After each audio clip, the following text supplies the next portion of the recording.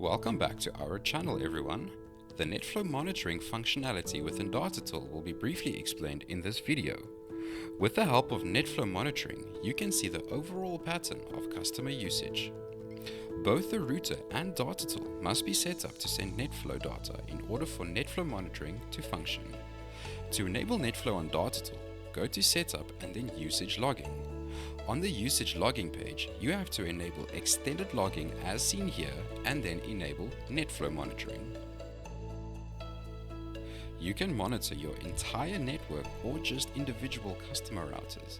Please note that monitoring your entire network can be very taxing on your server's resources. NetFlow must be enabled on a router where the traffic has not been natted. If you enable NetFlow on your core, it only has to be enabled on one router through which the traffic is flowing. This router would typically be the last router that all the traffic goes through before going onto the public network. For additional analysis, a port 80 proxy can be used to capture traffic patterns. When setting up on the MikroTik side, please ensure that you select the correct interface through which the traffic is flowing. The IP address of this interface must match the interface on DataTill.